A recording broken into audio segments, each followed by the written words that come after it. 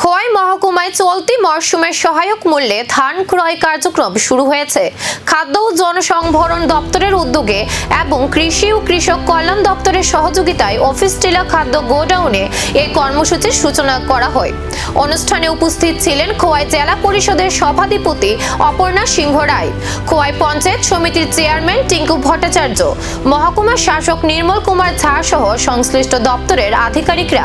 প্রশাসনের পক্ষ থেকে জানানো হয়েছে, চলতি মরশুমে প্রতি কেজি ধানের সহায়ক মূল্য 23 টাকা 69 পয়সা নির্ধারণ করা হয়েছে। মোট 1200 মেট্রিক টন ধান সংগ্রহের লক্ষ্য রাখা হয়েছে। এর মধ্যে অফিস টিলা খাদ্য গোডাউন থেকে 900 মেট্রিক টন এবং রামচন্দ্রঘাট খাদ্য গোডাউন থেকে 300 মেট্রিক টন ধান সংগ্রহ করা হবে।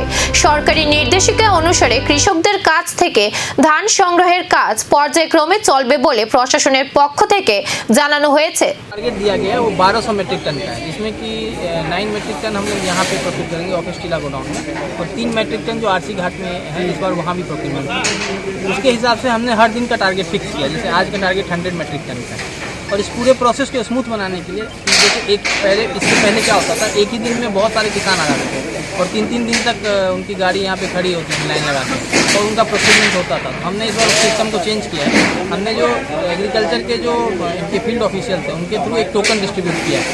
जिस रीजन से जो आएंगे उनका पहले से फिक्स है कि आज के दिन में कौन आएंगे, सो दैट कि हम उन्हीं को यहाँ पे लाएंगे और उन्हीं का वेइंग होगा और उन्हीं का हम प्रोक्योरमेंट करेंगे। फिर अगले दिन अगले लोग आएंगे, उसके अगले दिन अगले लोग आएंगे। ये इसलिए किया गया ताकि यहाँ पे भीड़ इकट्ठा ना हो। कितने दिन चलेगा सर?